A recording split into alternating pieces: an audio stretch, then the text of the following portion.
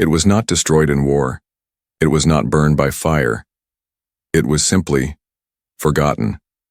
No messages, no ships, no travelers, nothing but silence.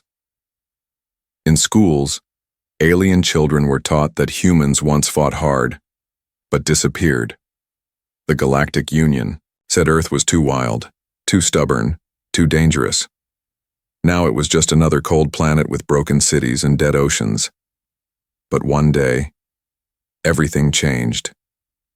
At a deep space listening station on the edge of Sector 9, a bored alien worker named Tyrell sat half asleep. He had been checking for pirate codes and mining signals for hours. Nothing ever happened, until suddenly the screen flashed red. Unknown.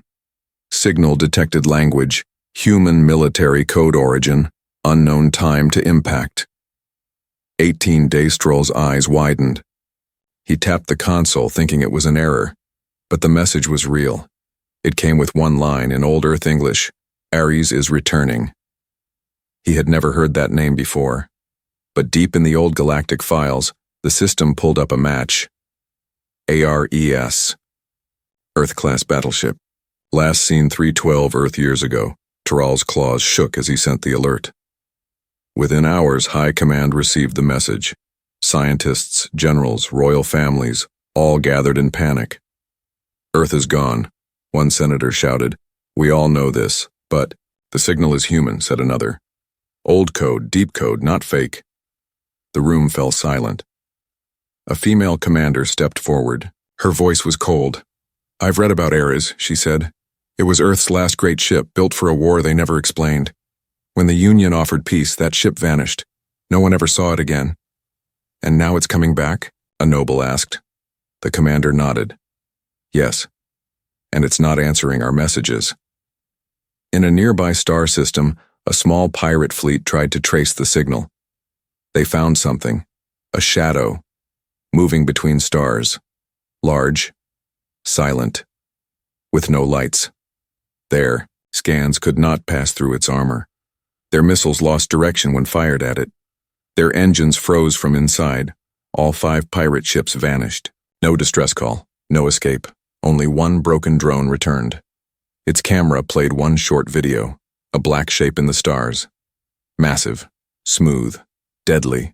On its side, glowing in dim red, were 5 letters, ARES. Across the galaxy, fear began to spread. Worlds that once laughed at humans suddenly locked their skies. Old military leaders pulled out forgotten files from dusty archives. And deep inside one of the last Earth museums, a human historian watched the footage. Her name was Dr. Elara Finch. She had studied Earth's lost history for years. Most people mocked her, but now she stared at the signal in silence. Her heart beat fast. I know that ship, she whispered. My grandfather spoke of it. She opened a hidden book from Earth's final war. Inside it said, ARES was not built to win. It was built to survive. And it carries the last order from Earth's leaders. Return only when the galaxy forgets who we were, so they may remember again. The Union Council sent scouts, drones, even ambassadors with peace beacons. None returned. A few saw it from far. They said it made no sound. It used no light. It did not warp space. It bent it. It didn't fire weapons. It didn't need to. The message was clear. Earth was not dead. Earth was watching, and Earth remembered. 1 week after the first signal, a new message arrived. This time, it was clearer. The same old code. Same voice. This is Commander Thorne of the Battleship Ares, returning under Directives 01. Do not interfere. Observation complete. Judgment begins. Galactic leaders froze. What did he mean by judgment? What had Ares seen during its long silence, and who had given the order? In the shadows of forgotten systems, whispers grew louder. Alien smugglers turned off their engines. Mercenary fleets disbanded. And in the high towers of the galaxy's richest empire, the ruler said 5 quiet words that would echo through history. Send no fleets, hide everything, do not provoke Earth. The outer stars had no light, no stations, no patrols, no sound. It was called the Black Zone, a space between empires where nothing lived. Even pirates avoided it. Too quiet, too cold, too cursed. But now something moved in that darkness, something massive, something ancient. A tiny cargo ship from the Zalari system drifted near the edge of the Black Zone. Its pilot, a young alien named Ralek, hummed to himself while checking the cargo logs. He had done this trip many times, pick up minerals, deliver them to a trade station, and go home. Simple. Until the lights on his console began to blink. Fast, faster. Warning, gravity disruption detected. Source, unknown. Ralek frowned. There's nothing out here. But then, the stars vanished. Not all at once, just one by one, like someone was erasing them with a black brush. He looked out of his side window. At first he saw nothing. Then, a shape, a huge dark wall, moving slow. No engines visible, no lights, no sound. And then his console spoke in a voice he didn't understand. Directive 01, clearance denied. Then all his systems shut down. Ralek floated there helpless, frozen in his seat. The cargo ship spun slowly. The shadow passed by like a silent god, and then it was gone. All that remained was a strange line burned into the front window. 5 letters. ARES hours later, Ralek's ship was found by a scout drone. He was still inside, shaking, alive, but silent. When questioned, he whispered only one thing. It looked at me. I know it didn't have eyes, but I swear, it looked at me. Back at the Galactic Union's core, the footage was analyzed. Experts tried to scan the ship's size. They failed. The numbers kept changing. The ship seemed to grow and shrink depending on who watched it. Some called it a trick. Some called it technology. But one ancient scholar from the old Earth war days had another word. Fear tech. Weapons powered by fear, reaction, emotion. Banned for centuries. And yet, Ares had it. Military leaders panicked. What if it reaches the core planets? Should we send more ships? What does it want? But one voice cut through the chaos. Admiral Grax, an old war strategist who fought in the last human border conflict 200 years ago. He stood up slowly and said, "You're asking the wrong questions." Everyone stared. He continued, "The right question is, why is it coming now? And why is it warning us?" Meanwhile, Ares moved deeper into known space. It didn't warp. It didn't jump. It glided, smooth and slow, like a predator that didn't need to run. It passed through asteroid fields without moving a single rock. It ignored warning beacons. It didn't answer messages. But when a mining station sent a drone, with a friendly welcome message, the drone came back. Attached was an old Earth flag, torn, faded, but still there. Some said it was a threat. Others said it was a reminder. In the ruins of a human colony on Ikar Prime, a hidden base lit up for the first time in 100 years. The ground cracked. Metal doors opened. Inside, dusty lights flickered on. Walls showed old Earth military logos. In the center sat a chair, and in that chair sat a man, still alive, still waiting. He opened one eye. His body was old. His face was covered in scars, but his heart was strong.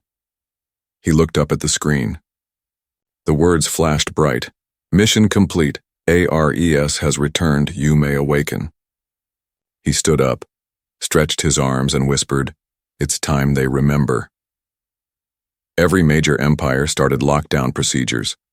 Ships were grounded, trade routes closed, border worlds darkened their skies. The galaxy didn't just fear the Ares. They feared what might come behind it. The last time humanity made contact, they asked for peace. This time they didn't ask. They sent a shadow. And the shadow was getting closer. Deep in the heart of the Galactic Union, a grand council hall shimmered with polished silver and glowing blue lights. Here, Representatives from all the major star systems gathered to debate and decide the fate of their people. Today the mood was dark and heavy. No one had expected what was coming. The council members sat around a huge circular table. Their faces were marked with worry. Holographic screens floated above the table, showing live images of distant systems and eerie readings from deep space. At the center of one display was the shadow of a massive ship, the Ares. For centuries, the idea of Earth had been nothing but legend. Now the ship that should never have existed was coming back. An uneasy murmur spread around the room like a swarm of silent insects. A few members fidgeted and exchanged fearful glances. A weathered alien senator, known as Lurak, broke the silence. His voice was low and trembling. Earth, it is supposed to be lost. Our records say no human ship has returned for more than 300 years. At that, a younger counselor, Remy, replied quickly. The signal is clear. The code, the image. Everything points to the battleship Ares. We are faced with the impossible. His tone was measured but edged with dread. The hall's lights dimmed as a larger hologram emerged, showing historical documents, images, and maps that traced the old wars between Earth and the older empires, the ancient battles, the whispered legends of Earth warriors, and the mysterious orders that had sent the Ares away. All these flashed before the council. The screen zoomed in on a faded order that read, "Return only when the galaxy forgets who we were, so they may remember again." A soft hum filled the room, as if the walls themselves were absorbing the shock. An elder counselor who had once fought in the human border conflicts cleared his throat slowly. "We must ask ourselves," he said, "what does it mean for the Ares to return now? Is it seeking vengeance, or merely fulfillment of a long-forgotten duty?" Before any could answer, a sudden alert flashed across the holographic display. New data from a remote world showed that several fleets had suddenly halted in their movement. One image, shaky and grainy, depicted an entire defense fleet seemingly caught in a time-stopped moment, ships floating like ghosts in space. The room fell into a deep silence as all eyes turned toward the screen. "This is a direct act of power," declared the military advisor, a stern figure with a narrow voice. "The Ares does not need to fire a weapon. It simply makes us freeze in awe and fear. Its presence warps our sensors, our emotions. This technology, or what appears to be technology, is not of our kind." A council member from a distant system, his voice sharp with indignation, then argued, "We cannot sit idle. We must mobilize our fleets. If that ship comes any closer, we may be forced into battle." His tone was passionate, mixing fear and anger. But the elder advisor, Admiral Grax, raised his hand and replied evenly, "Mobilization may only worsen our situation. The Ares seems to follow its own ancient code. It is not here to destroy indiscriminately. It is here on a mission. We must first understand that mission before we act." He paused, letting his words sink in. "Our enemy is not only the ship, it is what it represents. A reminder of humanity's forgotten power. And we are late to the lesson." At that moment, a soft chime from one of the council's comm devices cut through the chatter. A secured channel opened, and the voice of an interstellar envoy spoke. "This is Envoy Kajan from the Outer Rim. We have tried to hail the Ares. There is silence on the other end. But we have intercepted a second signal, a clear declaration in the old human military code." The envoy recited the message in a monotone voice. "This is Commander Thorne of the Battleship Ares, returning under Directive 01. Do not interfere.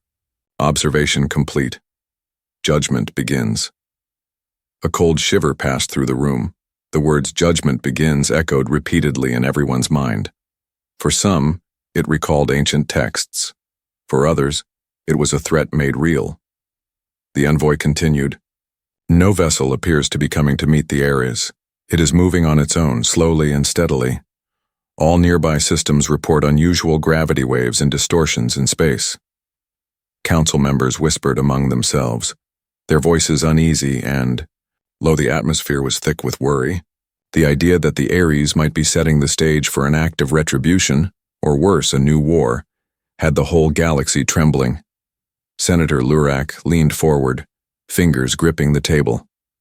We have spent years living in peace and silence, burying the past of Earth. Now the past has caught up with us. What must we do? Admiral Grax responded softly but firmly. We must remain alert and careful. We are late to the lesson, yes, but we still have a chance. Instead of provoking the Ares, we must observe quietly, learn its purpose, and if possible, prevent a conflict. It is a warning and a call. We have to listen. The council meeting ended in disquiet.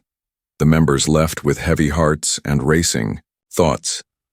Outside, fleets maintained their positions, locked in place by fear and uncertainty. The Ares continued its silent journey through the vast emptiness of space, a solitary messenger carrying ancient orders and deep, unresolved memories. The galaxy was on the brink, and somewhere in the silence of deep space, the heart of Earth still beat, waiting for the day when the forgotten would rise again. The Galactic Union didn't want war. But fear has a strange way of making even peaceful empires act like predators.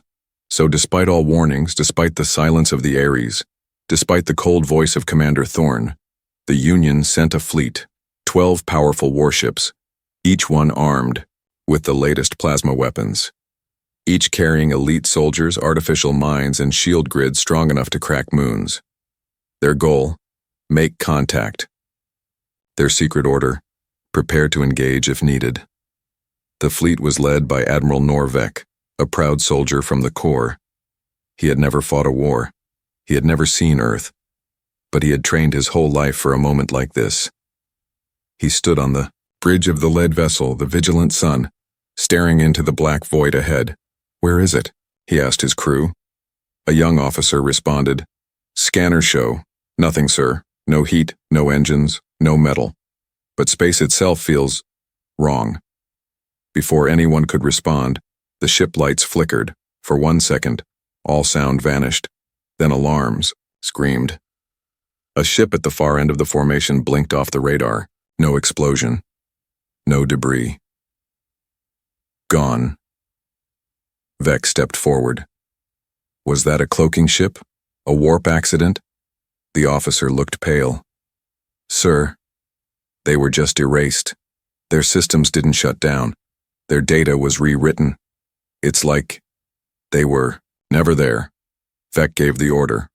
All ships form a close circle, shields up, weapons hot. The fleet moved into a tight formation. Lights glowed across the black sky. And then, the shadow arrived.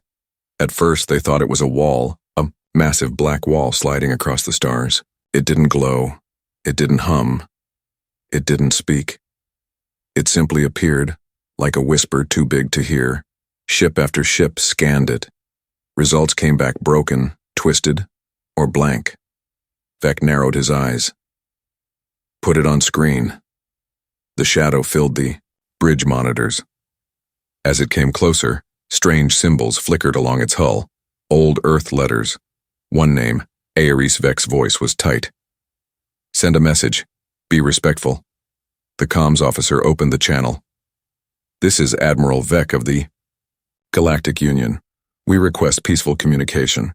Please respond." Silence. "Ares, this is a diplomatic approach. We seek understanding. Do you copy?" Still nothing. Then, the main screen flickered. A face appeared. Not a machine. Not an alien. A human, old, tired, wearing a dark Earth uniform with a silver badge. His eyes stared directly into the camera. "You are not authorized. Return to your space. This is your only warning." Then the screen went black.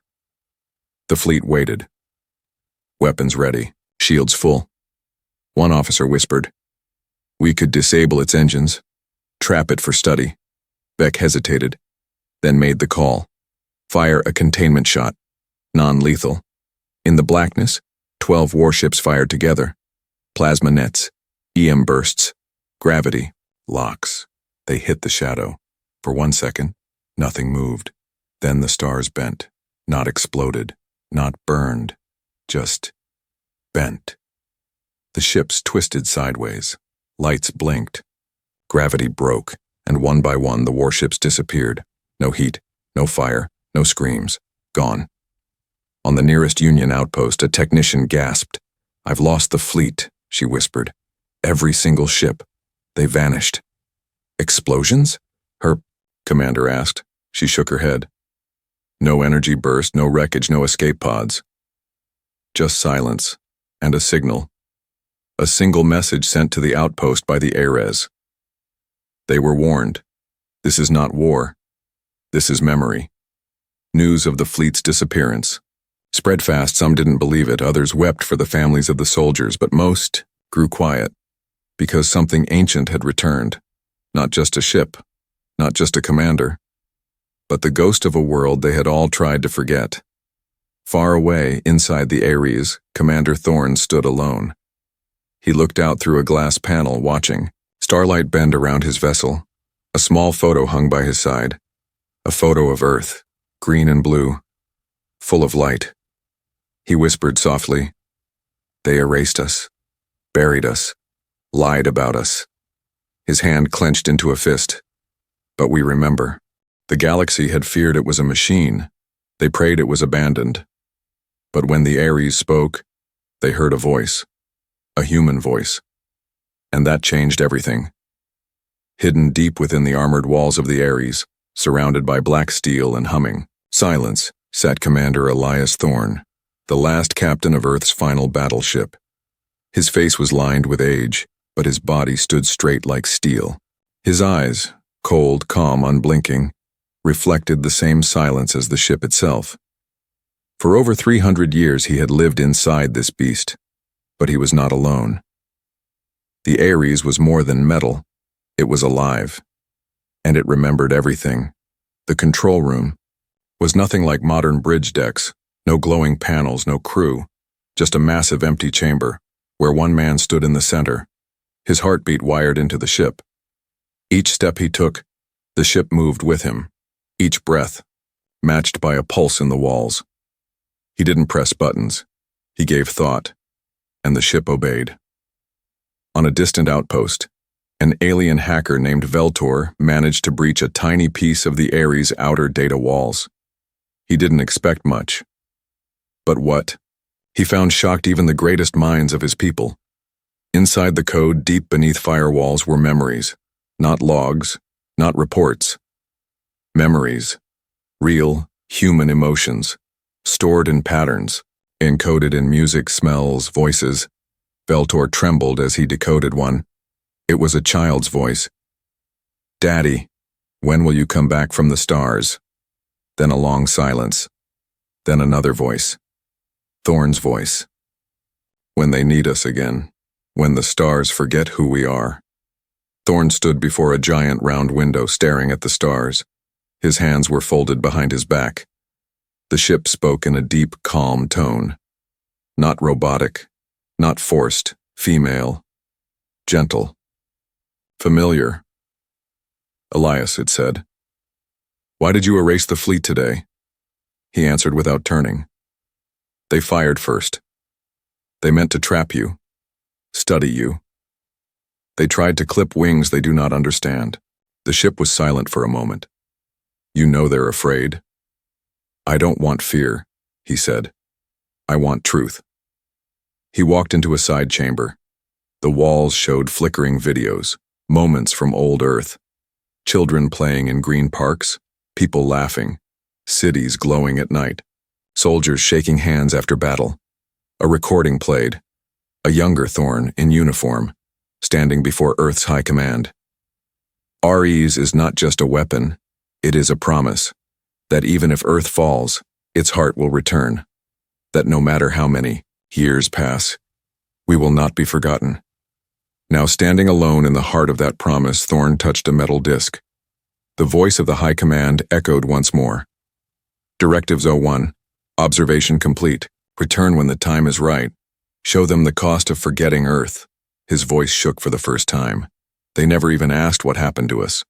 Outside, the galaxy was in chaos. Fleets had vanished. Empires were trembling. But a few brave minds began to ask, not what the Ares wanted to destroy, but why it had come back now. Why now? Why after 300 years? In a hidden rebel station, A young alien historian named Maela reviewed the old files again and again. She found something everyone missed. A single Earth ship, sent alone into the stars.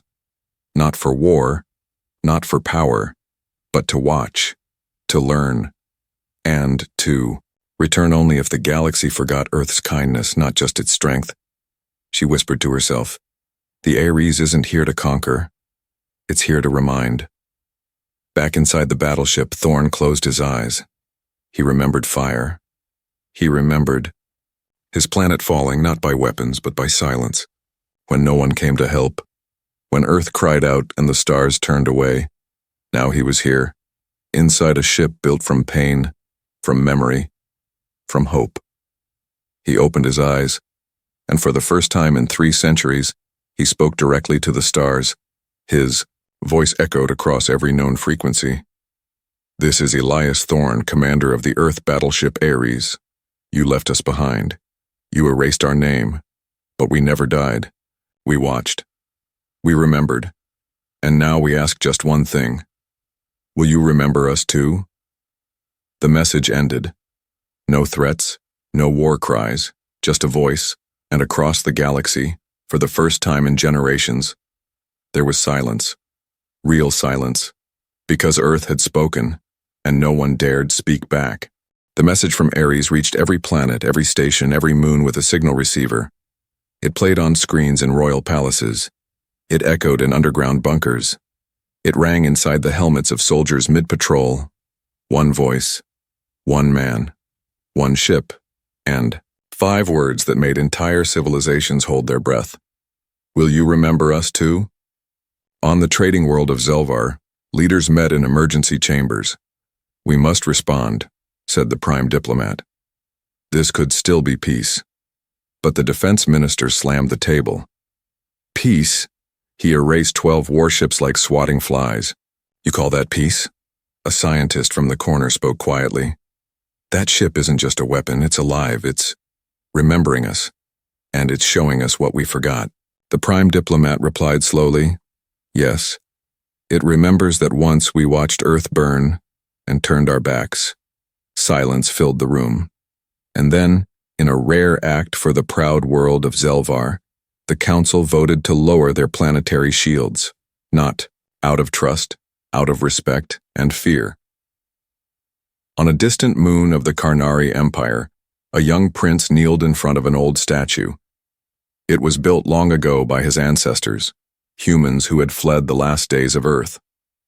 The statue was of a soldier with his arms open, not in anger, but in welcome. The prince placed a flower at its base and whispered, "They came back, but not all bowed.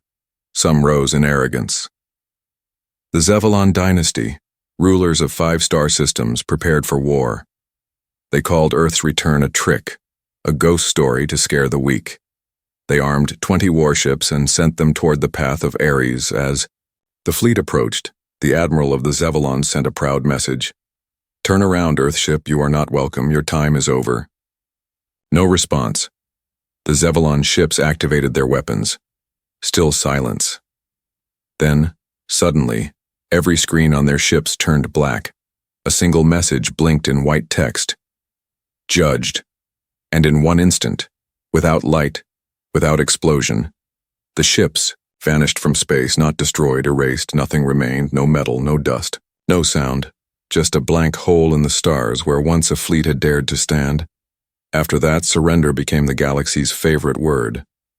The Zarthan Assembly opened their archives to Earth's memory banks. The Krenari Kingdom offered permanent tribute. The Virellan Pact sent a message of apology that echoed across 40 worlds, but Ares never replied.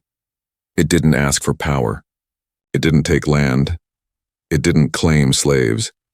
It only moved forward, passing system after system like a judge walking through a ruined courtroom.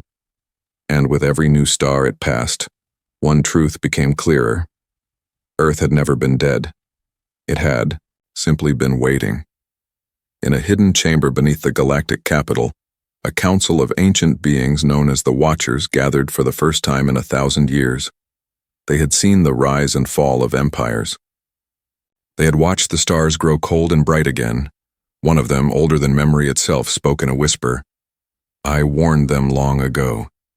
Earth does not forgive quickly, but Earth does not forget at all. Back aboard Ares, Commander Thorn walked slowly through the memory corridor. Walls lit up as he passed, showing names, faces, places, all from Earth's final days. He stopped in front of one image, a young girl with curly hair holding a stuffed toy and smiling up at the sky. He closed his eyes. She would be my age now, he whispered, if she lived. If Earth had been saved. The ship's voice echoed gently. She is remembered. Thorn turned toward the command room, set course for Sol. The ship responded. Earth? He nodded once. They must see what we've become.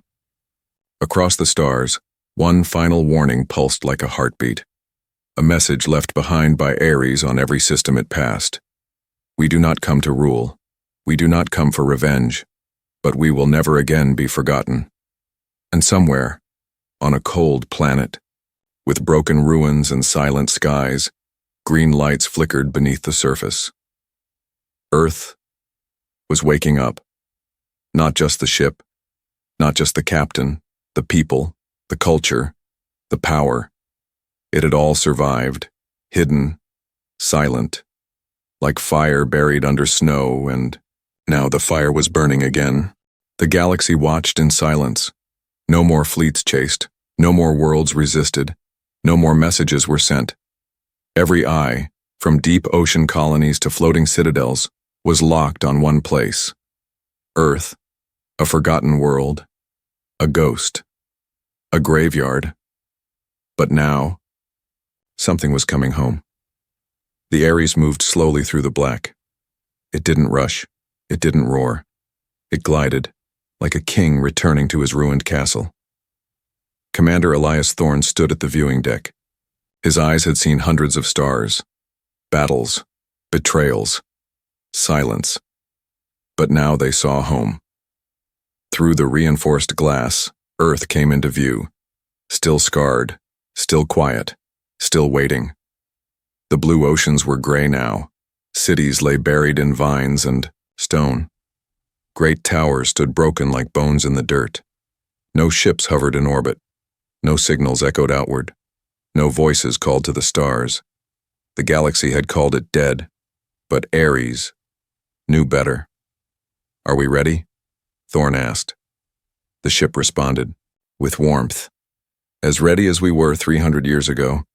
The Ares began its descent, and as it passed through the clouds, the world beneath stirred. Beneath the surface of Earth, deep underground, metal doors long sealed began to open.